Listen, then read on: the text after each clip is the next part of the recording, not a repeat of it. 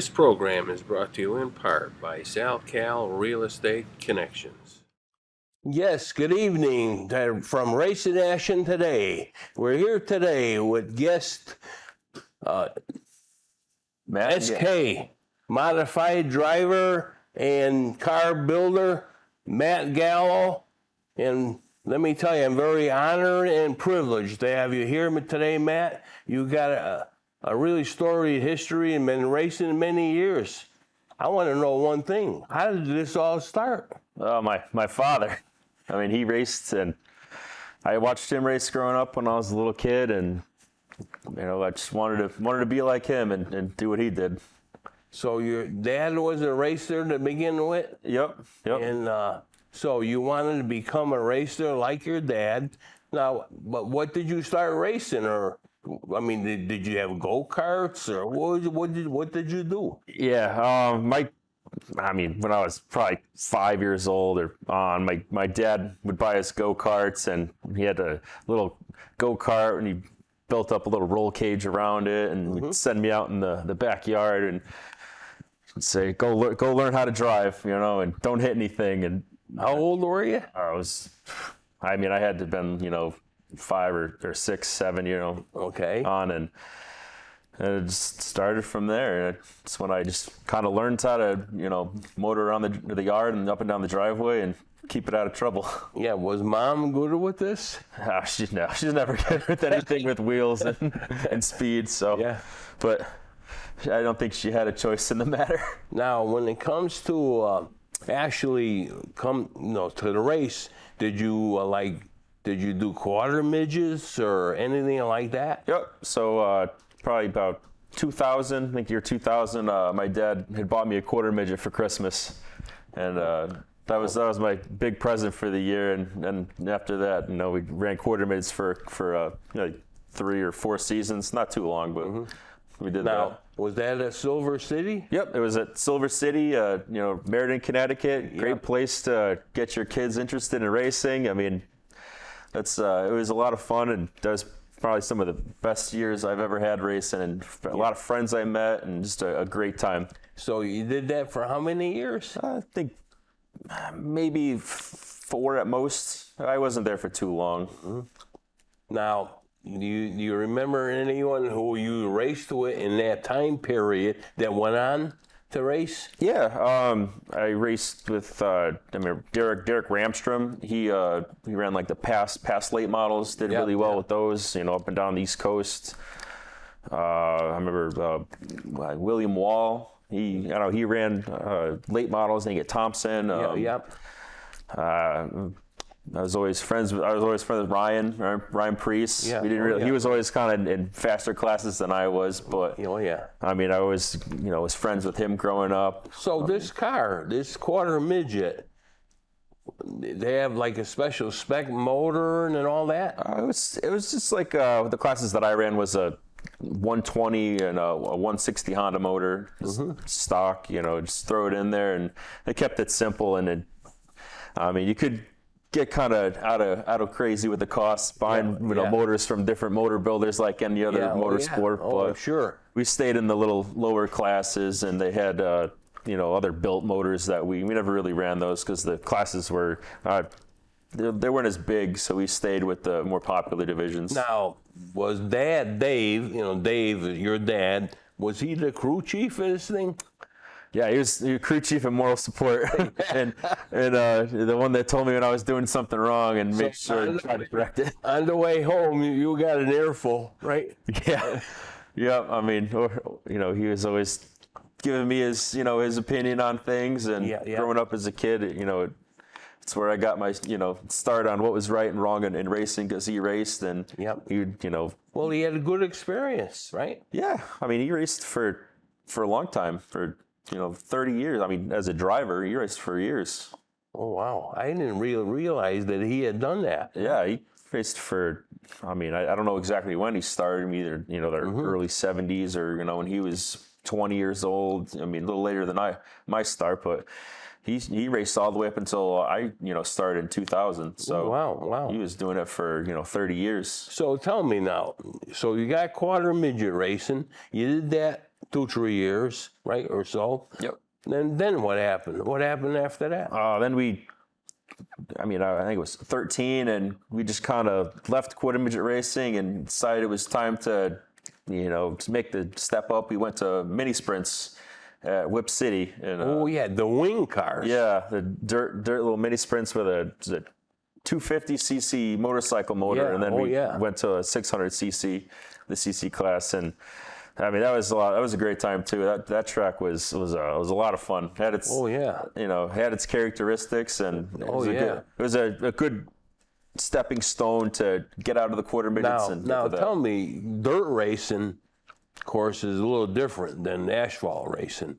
Did you really like the dirt racing? I loved it. I mean, I think I had a little more fun on dirt racing than I did on asphalt. Wow. I mean, it's tough to find, dirt tracks around this area without going at least 3 hours up north or out to New York. I remember that Whip City going there, and I thought it was the greatest thing, and unfortunately, it didn't last long. No, I mean, there was a great documentary on it. I think Sid's View had posted a really cool video on how the track came about and the history of it, and they interviewed all the drivers and how much fun they had, and it was a big community. Everybody knew each other, respected each other, and I mean, the owners were great. I mean, it was a little home away from home type of thing. I remember going there we were going to do a TV show there. So I said, let me go see what it's all about. By the end of the night, I was covered with dirt from head to foot. Yeah, it was. And the owner's wife says to me, "You're going to become a dirt driver, aren't you?" I said, "Oh my dear," but it was all fun. Hopefully you brought your goggles. Oh boy.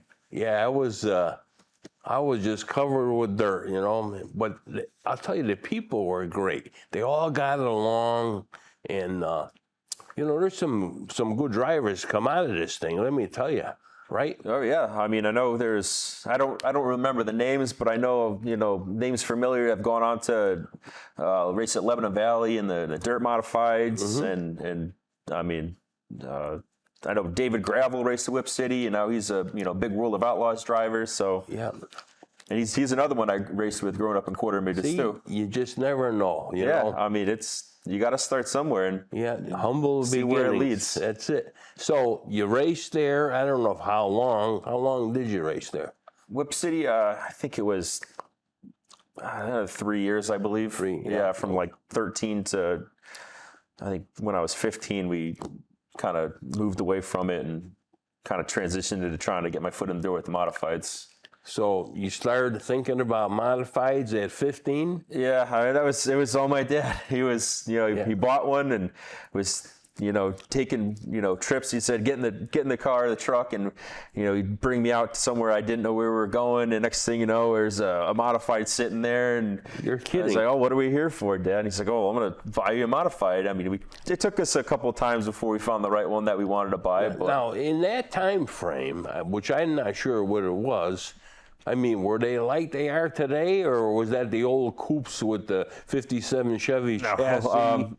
I mean, generally they're with like minor, safety upgrades. The modified, that was 2005 is when we got that, and they were about the same. I mean, without now they have the rear bumpers are smaller to the body. Yeah. And they have the blew up bars on the side now, and the bodies have changed. I mean, a lot. They've made the bodies bigger and more aerodynamic. Now tell me something. Where did you race when you started racing that car? We started going to Waterford to practice. Just now, let me refresh my memory. Waterford is a little bit bigger than Plainville Stadium, is it? Waterford's 3/8 mile. I don't know how Plainville's a quarter. It was a little bigger, So it's a little bigger than Plainville. Yeah. Did you like it there? Yeah, honestly, it reminded me of racing at Silver City because it was like racing a circle again. Yeah. So, I mean, you're always turning, you're getting to the wall, and you're already arcing your way back down to get into the corners. I've been told, though, you could get up some pretty good speed there. Is that right? Yeah. I mean, actually, I think the average speed at Waterford is faster than Stafford because the corners are going. It's essentially one big corner. Yeah, You're never really getting straight. So it's got some banking to it too. It's a fun track. Yeah. We did some shows about the DeMoteo kids when they were racing legend cars. I could not believe how fast those legend cars went around that racetrack. I know, they're almost scary getting with one of those. Oh, my dear. They look fun to drive. I've never gotten in one, but they look like they're Oh my God. I mean, I said, wow, So you raced at Waterford for how long, you think? We always were moving around. We went there to practice first. And then once I was old enough to drive at Stafford, before they had like an age restriction, or now they do, I think you could be 14, but back then you had to be 16. Yeah. So once I turned 16, we started when they had the inaugural SK Light season. So we started in that. And that was 2006 once I turned 16. And my dad took the car out the week before just to shake it down and make sure everything was good. So a light? He took the SK Light out just to make sure it was... Now, back then, SK Light, did it have like all these restrictions like you have today? Size of the motor? I mean, it's the same. It's the same car. Same. I mean, I think now that, they've gone through a couple seasons and you can rebuild the motors. I mean... Back then, you just bought the motor from, I think, like Summit or whatever and slapped it in. But it's essentially the same. I mean, the same rules. They haven't changed that. It's still the same shock package, the motor, headers. You can only use, the cheaper parts. So tires now, it got to be a certain way. And back then, there was a different tire. But, they switched over to Hoosier from American Racers. But essentially, it's the same. What surprised me, recently we talked to Tyler Alkus, who is the SK Light person now. He said sometimes you run two tires on one side that are different than the other side, like two different companies. One side's Hoosier and the other side's something else. It's a different compound. You're running the same company and same brand tire, but it's the left sides are softer and the right sides are a little bit harder. So you started racing these SK Lights. Yep. And now tell me something. That was not an easy thing, was it? Was that kind of a big jump? It was a transition for the size of the car and learning, how far to judge away from your right front. I mean, you get in that car, it's wide. The tires are wide, and you have to respect that, and you got to, have to be able to judge how much room you have without knowing how much room you have. So of course, when you come with these big tires, you can really muscle these cars around too, right? Yeah, but I mean, if they're not handling good, then they're not handling good. You might as well be driving a dump truck, like they say. Then you're in trouble. You're in trouble. Yeah. So the SK Light, and how'd you do that first season? We did good. I mean, it took a little bit to, get the ball rolling, but we were always, I mean, they didn't have as many cars. I mean, now they have like 36 cars out there, but back then I think they had, like 12 or 15 at most. We got a win. I think my first win was that year in the fall final. Okay. So I started in August, and by the fall final, I was, in victory lane. Well, hey. That means you were learning something, right? Yeah. I mean, we figured it out. Actually, I think might have had 2 wins that season. I think because I think I got 3 SK Light wins, but we got it figured out pretty quick. Now, in today's scheme of things, to race one of these SK Light cars, it's not a cheap affair. Am I thinking right? Nothing in racing is a cheap affair. Nothing. No, like the saying goes, if you want to make $1 million in racing, you got to start with 2. Yeah. So, but it is more economical. I mean, for sure, than what we're doing than the Tour modifieds. Tour, yeah. It's. I mean, you're restricted on how many tires you can put on a night, and the shocks are a lot cheaper. I mean, generally. It's still a modified. If you wreck it, you still have to spend the same amount to fix the chassis, and the bolt-on parts are still the same, but the shocks and the motor and the headers are cheaper. So while you were racing this SK Light, was there any other track you had a chance to go to race it too? Not with the Light. No, there was just Stafford running it. That was then. it. Just every Stafford week with the Stafford. Yep. Friday night. Was it Friday night? Every Friday night with the SK Lights, and then the next season I ran there a little bit. I ran the first couple couple weeks, got another win, and then I was out of there. So I was only in SK Lights for about a year. So once you learn how to win, then they want you to jump into the SKs, right? Yeah, so I mean, right after that, we were about a year. Then I was out of the SK Lights. I went to the SKs. Wow. Now, once you went to SKs, was it a real big difference as far as how fast the car was or how it handled? I mean, it was, but it wasn't. No. I mean, there's still the SKs make a lot of power, but it's I mean, nothing compared to like a tour modified. But the hardest part was the competition. Now you're with people that I mean, now you're with are in your caliber, or better, even, right? I mean, when I started SKs at Waterford, I was racing with Dennis Gata and Jeff Pearl, Tom Fox, Ron Uhas, Chris Pasteryak. I mean, it was a big jump up to guys that have had a lot of laps around that track. It wasn't easy, right? No, but if you're going to learn, you got to race with guys that know what they're doing. Now, did this car have a quick change rear or straight rear? No, all the SK Lights and SKs are straight rears. Straight rear, yeah, okay. Because the quick chains kind of rob a little bit of power, so if you don't have to run it for the rules, then everyone's running a straight rear. Okay, so now, do these people ever go from track to track, or no? Could you go to somewhere else? Yeah, I mean, we ran our SK. I mean, sometimes we didn't do it very often, once or twice, but we would run Friday night at Stafford, and if all went well, and we were at Waterford the next day, pulling the rear end out in the pits, before the day started, and swapping rears and getting ready to race at Waterford. So I mean, if you don't have two cars, I mean, you can do it. I mean, Thompson, Stafford, Waterford, you could take your cars. You got to change the gears. I remember I used to help Jimmy and Louis Pryor, and they used to race at Stafford on a Friday night, go change the rear end in the car, and race it somewhere else the next day, either Thompson or Monadnock, or you know what I'm saying? I mean, this got to be, unreal. I mean, the cost and time and energy, right? If your car's in one piece and you want to do it, there's no reason to stop it. Yeah, I guess so. So the SK, when you went to that jump, the competition was tough, right? And when you think back when you started, do you think it's different today than as it was back then? No, I mean, the drivers are different, but I mean, the competition level is still, I mean, some of the best race car drivers in the country are from the Northeast racing modifieds. I mean, the car count today is just staggering, right? How many SK cars go to the event there on one weekend like that?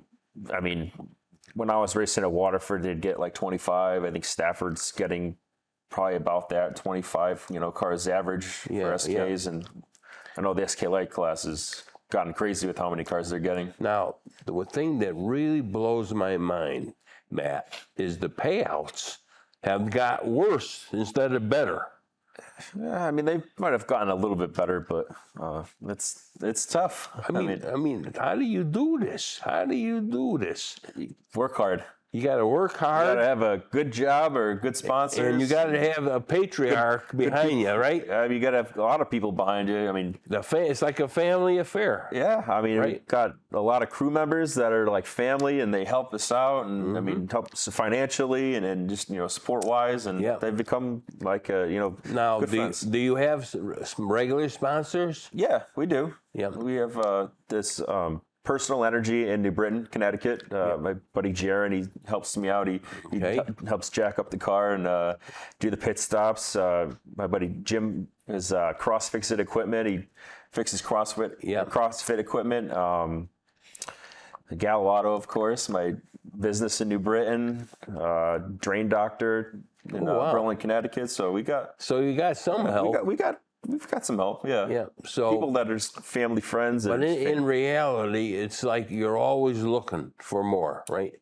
Yeah. I mean, the more money you take in, the more money you can spend out or spend, going racing, tire budgets. I mean, it costs a lot to. Of course, your business, Gallo Auto kind of helps things out too, because not only does it support your hobby or whatever you want to call it, you have a chance to learn all about the car completely. I mean, you do other things too. I mean, you do body work. Yeah, we do body work, we do towing, Chassis work. Yep. I mean, yep. You know what I'm saying?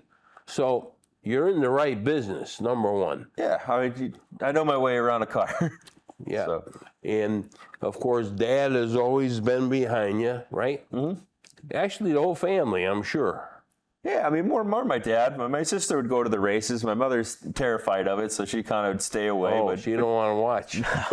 I mean, she's been there for the good times and the bad. She's been there when I've won, and she's been there when I've been in the fence and coming up on the hook. So Wow.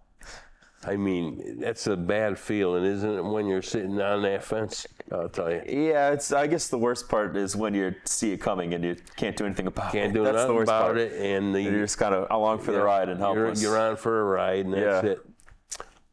Now, tell me, where do you want this to bring you? Just fun. Just want to have fun with it. It's just a hobby? Just a hobby to have fun with. I mean, I always wanted to do it. I'm doing it. When I was a kid, had every kid has that grand, I want to, make it a lifestyle or have it be my job. But I mean, at this point, I just want to have fun with it and, have the people around me have fun with it and just, take it as it is and just enjoy it.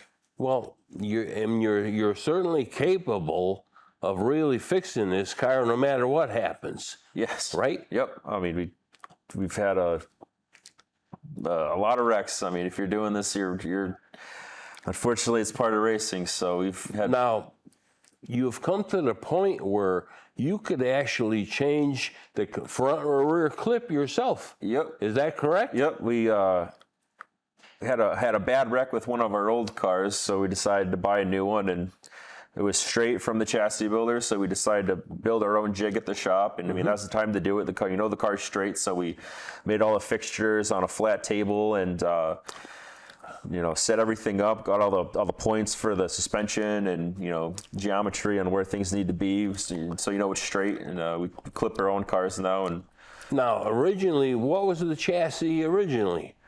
We first had a chassis dynamics car, and then we bought a Troyer. Switched over to Troyer chassis. How come? It was just easier to get parts. We just made a change. Figured, just try it out. And are they that much different, though? That's what really fascinates me. Yeah, yes and no. I mean, if you don't know what you're, looking at, I mean, generally the chassis, look the same. But there's so much that goes into the two of them, differences wise. I mean, how the motor's set up in the car, the chassis dynamics car would just use like the old GM, the motor plates on the side, and the Troyer chassis has an actual front plate that goes across the water pump. So the motor's kind of held in a little more rigid. The Troyer car is a lot more rigid than a chassis car. Yeah. Well, I'll tell you, we did a series of shows with Ed Flinke Jr. I was just totally amazed. It was like going to a class every week. He's a professor in his trade. The guy is a professor that you would not believe. I mean, he could teach college, as far as I'm concerned, how to build a race car. He could. Yeah. I mean, he's been doing it for a long time, and he knows his stuff. I mean, he builds them from the ground up. One of the best fabricators I personally know. Yep. Great guy, and I mean he's a mentor, is what he is. He's a good. Now you of course, when you're changing clips, there's a lot of welding involved. Do you do that yourself? Yeah, I weld the clips on myself and cut them off myself, and I break them myself too. Wow. How did you learn how to weld, though? I mean, my father, he knew how to weld. Yeah, he was. I mean, being a mechanic, he always, had to weld cars, body work and stuff. And I mean, he might have just handed me a welder, taught me what to do, and I kind of, over time, just developed my own way of doing it and gotten better and practice and error and trial and error and just finally welded on my own race cars. It's something I always wanted to learn how to do, but I never did. And recently, we got involved in this grid life. I don't know if it's about road racing, and it's got my attention to a point now where I got to get a car. I'm telling you, I'm not going to drive it. I'm going to hope my wife drives it, to be honest with you. I really want to get a car, and we're going to need like roll bars and stuff like that. Yep. But I never learned how to weld, which really I wish I did. I was kind of a machinist to begin with. That's important too. Hey. I mean, I haven't really done too much with machining, really, but I mean, yep. That's a good trade too. Well, I have to say, your background is very interesting, Matt. It's really been a pleasure talking to you about your racing activity and driving, and we're going to have to spend some time at the track with you. Yeah, when we're there, I'd love to have you down. Well, I want to thank everybody for viewing, and please return next week to Racing Action Today. And Matt, thank you for being the guest tonight. Thank you. Thanks for having me.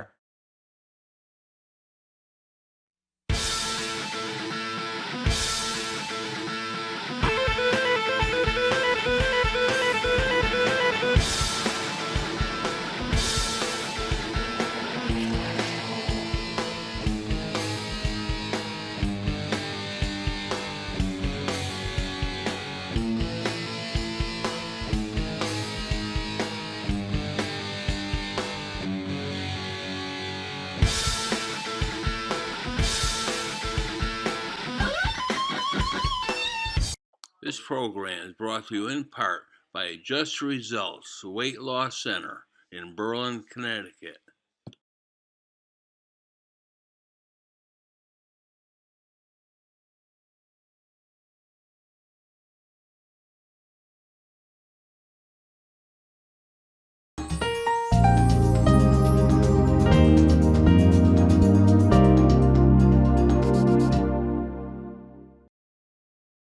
Sometimes life just happens. Don't worry. Farmington Motorsports will get you back on the road and at a fair price. From towing to tires, emissions to transmissions. Our ASC certified techs do it all. Farmington Motorsports is a family-run business. We're a Napa Auto Center and AAA approved. We work on all makes and models from preventative maintenance to major repairs. And every repair is backed by our 2-year, 24,000-mile nationwide warranty. When life happens to you, don't worry. Farmington Motorsports.